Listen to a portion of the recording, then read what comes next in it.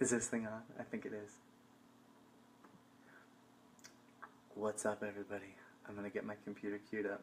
I love putting it on the laptop right here and watching it like a slight delay. That's funny. How is everybody doing? So, my name is Zach Haller. Welcome to Trending Topics. I'm not gonna have my eyes be on the live thing tonight. I'm gonna try and steer clear of that. I need to get a donut for right there so I can be thinking about it. But anyway, so I'm going to try and talk loud enough because I know I haven't been speaking loud enough, and thanks for the feedback. And I'm going to try and keep my head out of the live thing, and I'm going to try and keep reading this the whole time so I can catch comments, but we'll see. It's always a lot of things that are going on when we're doing these. And there's a lot going on in the world right now and this week, and it's been crazy. So I'm going to jump in. Thanks for joining us, everybody. Type in your city where you're listening from or you're watching from. And I'm here in Seattle, Washington, and it's beautiful out, and I just was about to set it up outside. One of these nights I'm going to be outside. But there was just a little teeny bit of a sprinkle, and there's just a little gray floating, so I'm like, I know as soon as I set it up, it'll start raining on that one spot. So, but it's gorgeous out. I hope it's nice where you live. And put it in the comments. Let's see here. The show is called Trending Topics. Again, my name is Zach Haller, and the show is covering three things. What is trending, what's not, and what certainly should be. And so I kind of explained there. Sorry, it's funny when my phone, I can't put it on Do Not Disturb, and so I get calls, and I'm like, no, you should know better, Nate, don't call me during the showtime. So my stuff has been cropping up a couple places, and just recently I spoke on that about why, yeah, is it coming through okay? I can't stop people from calling me, don't call. So, I spoke on Truth Against the Machine today about the need for independent journalism, and I wanted to just kind of reiterate a point that I had earlier today about the rise of alternative media and the need for alternative media. So an observation that I made when I considered myself just kind of a sober onlooker to the whole political process from the transition from George W. Bush into the Obama administration into now, something that we had seen up until this recent election was back when Obama was running against Romney, the rich people, the powers that be, were kind of in equal camps, Republican and Democrat. And so in terms of what media entities were recommending you vote for which president, it seemed balanced because there were just as many Republicans, well, not necessarily just as many, but there were plenty of Republicans that were influencing media that was promoting Mitt Romney, and there were plenty of Democratic rich companies that were promoting Barack Obama. So there was a lot of media interest on both sides. So we saw it seemed like a fair, balanced coverage of that election. Now, obviously, since Obama won re-election and going into 2016, everybody in the media world and even smart people in the Republican world probably figured, oh, of course Hillary Clinton's going to win. So basically, all of the wagons start circling behind Hillary Clinton, and this is just this massive conglomeration of media and Republican media that was supporting her, Democratic media, like all of the media, the entire existence of the establishment media, instead of being in two camps, they all coalesced around Hillary Clinton.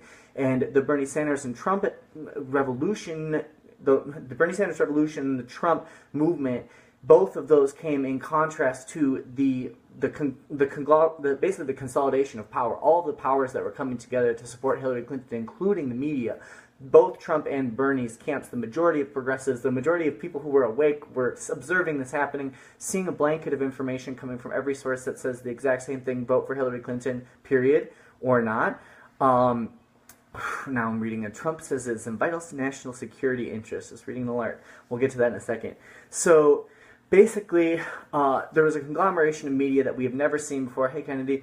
That we've never seen before because it never made sense for the Republican and Democratic media establishments to coalesce around one single presidential candidate. That happened to Hillary Clinton, and because of that and other circumstances, there was a media blackout of Bernie Sanders because they didn't want him to be elected because, of course, part of the reason was he was opposing Citizens United, he was opposing corporate donations, and that was this big issue that all of the corporate interests were supporting politicians that would support Citizens United and protect corporations. So basically a media blackout happened of the person who was opposing the corporate interests. That happened to Bernie, had devastating effects on his candidacy, and that's going to continue, and it is continuing, and all of the corporate media entities are continuing to push candidates, whether they're forwardly favoring big businesses or not. Corporate media entities are going to continue to push their agendas and continue to push what their interests are through whatever candidates are available now that Hillary Clinton and Donald Trump are in the past.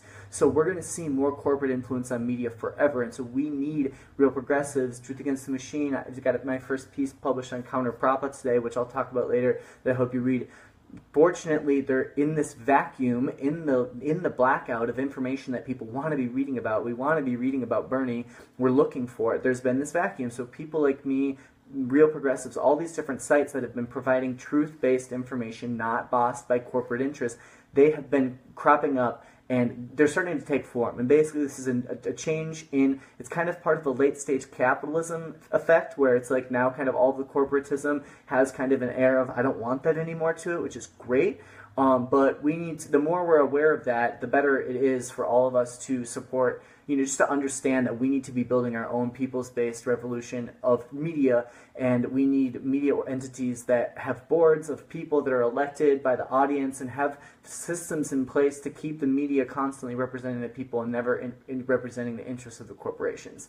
So my work extends to Real Progressive, it extends to Truth Against the Machine, it extends to counter-prop, it extends to places where people don't, I'm not ever going to want someone to, I'm never going to be writing for a big rich company or person, so anywhere I can just write what I want to be saying, they'll publish it. Unfortunately, these entities are cropping up. Support them. I've met so many of the people that I've been working with on these different projects are amazing, brilliant, great, cool people, and we all just have the same thing in common, where it's all like, okay, there's no truth in media. We need to be providing it. We need to be putting it out there, even if it's just us talking to each other, using informed opinions, and coming from the same approach with the truth-based outlook on life. It's the more the merrier, really, on that. So we'll talk now about Syria, because this is a serious situation, and you'll see alerts that come through it. And part of the weird thing about live is I don't want to say too much, because things are really changing always. And so basically, there's just been a bunch of new airstrikes. This is just now happening, just now, in the past few hours, obviously different time zones where people are. Basically, Trump just authorized additional airstrikes. There's military airstrikes that are going on in Syria that are in a response to this chemical attack that took place. I'm trying not to use hand quotes because I do it too much, but there was a chemical attack that took place in Syria a couple days ago, and it was credible enough. It was perceived credible to the U.S. government interests that want to continue to escalate military presence in Syria. Basically what Hillary Clinton was campaigning on the whole time, what Donald Trump was campaigning against, just more regime change in Syria officially. So if we go back a few days, Syria, everything has been going in the direction that Assad would want to continue. There are peace talks that are about to take place.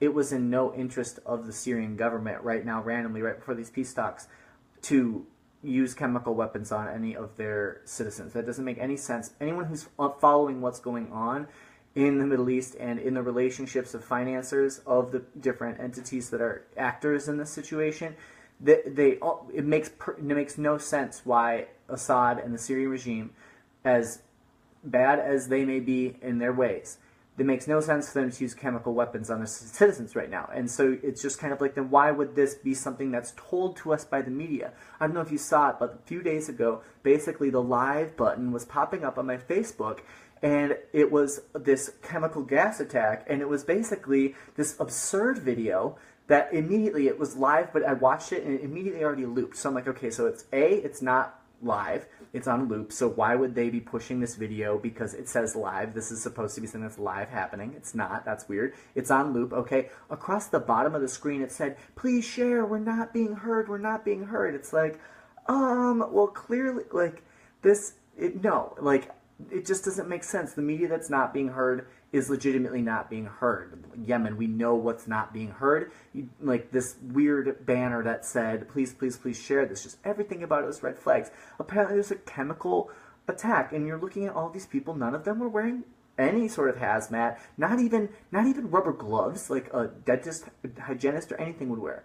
All of these people were taking care of, hosing down with water these convulsing victims that were in various stages of undress for no real apparent reason, because it was completely conflicting with every concept of anyone who's ever seen images from Agent Orange or any of the chemical attacks that have ever happened. You know what it looks like when people who have been hit by a chemical weapon, which oftentimes kills right through the skin, and immediately you can get a sense for how gruesome and real and horrible that would be. In this video, it was just, everything about it just didn't make sense. It was just a weird red flag.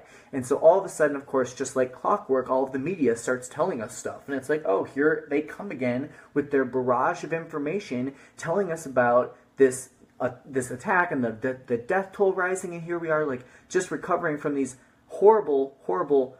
I mean, Trump has increased the amount of drone strikes since Obama, and that's horrible and crazy to think about. But Trump's been doing more airstrikes and drones since Obama. That's horrible. Obviously, none of these are getting covered. We're desperately trying to get attention to the airstrikes in Iraq, airstrikes in Yemen, all of these things that are going on. We're desperately trying to get attention to these horrible civilian massacres that are happening across the Middle East. And all of a sudden, there's this one random, like, one from Syria.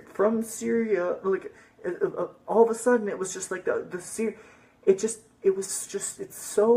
It doesn't make any sense. It just smells fishy. And then here comes the response, and it's like, oh, all these people must have been planning this response. Why is that? Like, what took place?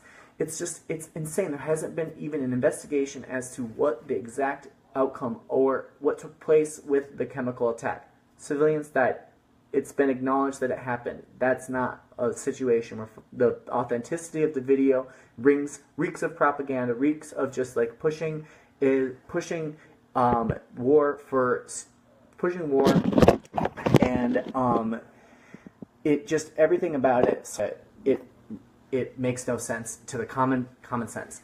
And so we, at this point, sorry, I lost my train of thought. Let's see here. So all of this just weird policy that came out. So Steve Bannon was replaced, and basically Trump said that since this attack, his perception has changed on Syria. Things has changed very greatly, or whatever his Trump way of saying things is. And that was this weird sign where it's like, okay, Trump had campaigned against regime change, and I think that that's one of the really important things that he was smart to campaign on. Whether he really believed it or not, that's obviously a different question, but he was smart to campaign against regime change because obviously everyone's appalled by it. We've done it in Syria, Syria's not new, obviously, like, right? So Syria, we've been invading Syria, we've been bombing for a long time. This is just basically what Clinton was pushing for, was the escalation of tension in Syria, a no-fly zone in Syria, and basically what a lot of voters probably were trying to stop in the election was Syria, was the escalation of violence in Syria. Clinton was speaking out for it, crazy, like taking talking points straight from a Republican. It's like she is a complete, like, old school Republican. Donald Trump is now the kind of new anti-establishment Republican that's kind of moving in, and so basically now it seems like Trump is now adopting Hillary Clinton's approach to Syria, which is a huge problem. It's terrible, and has like stepped up airstrikes, right? So, and again, there's been a lot of shit going down in Syria, so it's not, this is a shift. Who knows what the behind-the-scenes intention is for them. Generally, it's been announced that the media is already saying they're seeking regime change, and that's not in quotes. So saying that, and then it looked like that the quote was that there's going to be a political process to it. So it did kind of sound diplomatic the way that the statements were being released. Obviously, this is happening while we're launching additional airstrikes in a place we've already been bombing. Lots of countries in the Middle East are getting bombed to this moment, and like it's really just, we basically have to just keep opposing this policy. So let me pull up real quick the Goldman Sachs speech where Hillary talks about Syria.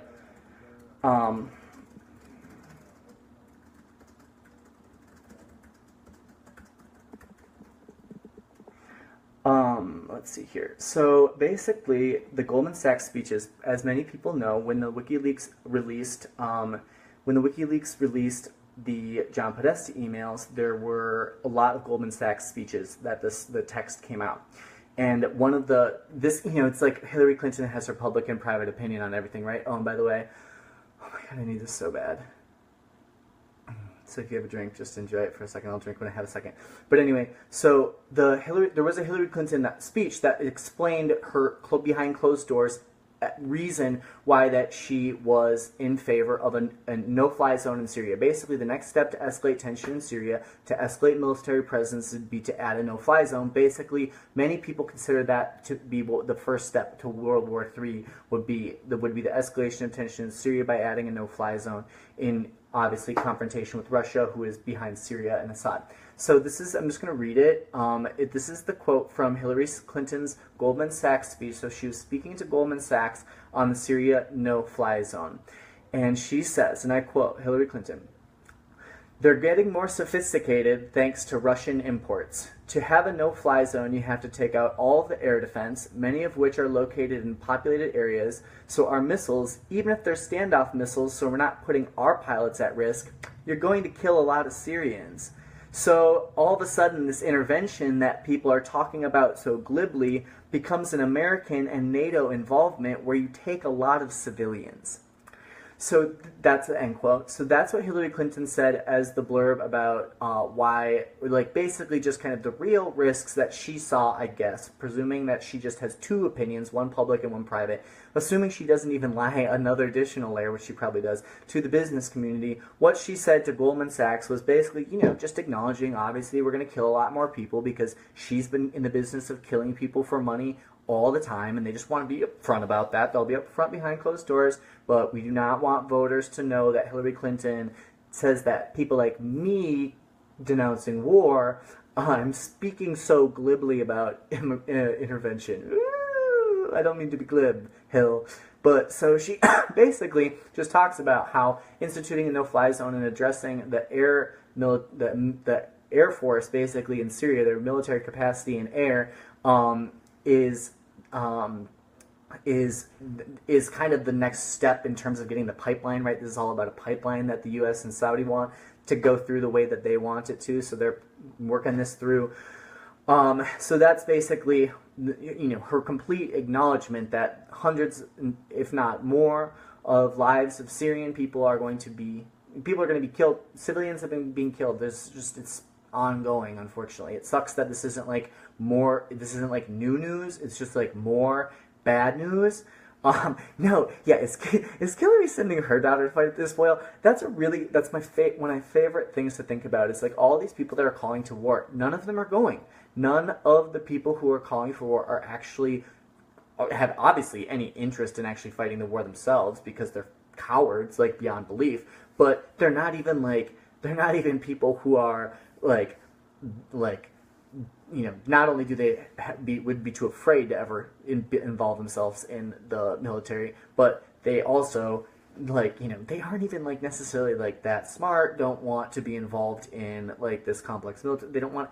There's nothing about war that these people actually want to participate in. They literally just want to make money off of it. All the defense companies, all of the ammunitions companies, all of the banks that house their money, all of the politicians that support them, all of these shadow companies that all feed up and in and out of them, it all just makes them money. And so we just understand that when Hillary Clinton goes to Goldman Sachs, she says, look guys, we're going to kill some people in Syria if we try to do the no-fly zone, hundreds of civilians, whatever.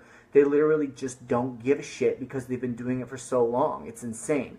And that was one of the weird redeeming qualities of Donald Trump not having been involved in the military-industrial complex. He was too busy, being a misogynist at beauty pageants and casinos and hotels and things like that. He was busy being an asshole in the United States, whereas Hillary Clinton was being an asshole around the world. And that kind of led to Donald Trump not being involved in the military-industrial complex previously, so he wasn't as naturally bloodthirsty for that money, whereas now we're going to start to see how interested he is in really, what his divestment portfolio, what his investment plans are going to be in the military-industrial complex. Hopefully, he sticks with America first, his motto, and hopefully he sticks with his anti-regime change, and hopefully he really does hate Hillary Clinton a lot, and hopefully everything Hillary Clinton says he doesn't do, because that is Donald Trump's recipe for success in winning the next election, is if he continues to defy Hillary Clinton, which that's a really funny thing, and maybe I'll kind of write a little something about that after I think about it a little bit more, but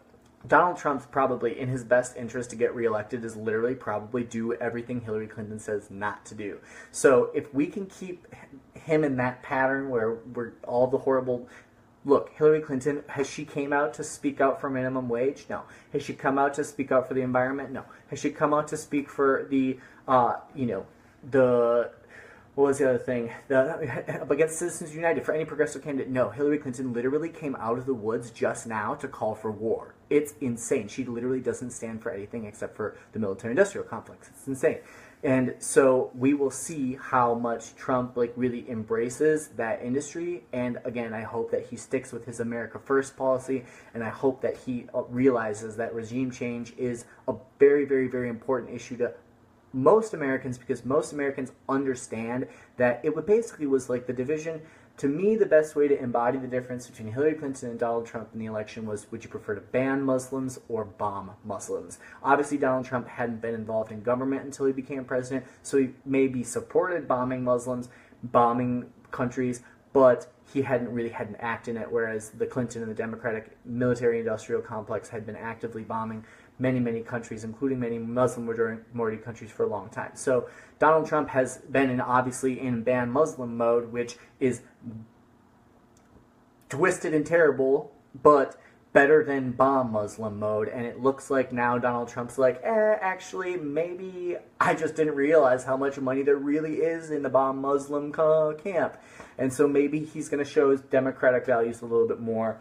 I don't know. I hope he comes to his senses and it gets, and I hope, so we all as voters and constituents need to be sounding every alarm, basically contact everyone possible. This is a very straightforward regime change effect. That's the way to speak about it. It's interventionism, it's regime change. It's turned Libya into an absolute terrorist safe haven, destroyed that country, Syria, Iraq. I mean, how many countries where have we overthrown dictators? How many countries have we installed military presences? It's insane just now, too, hearing all these Democrats for all these past few months have been, oh, Russia, Russia, Russia, oh, they meddled in our election.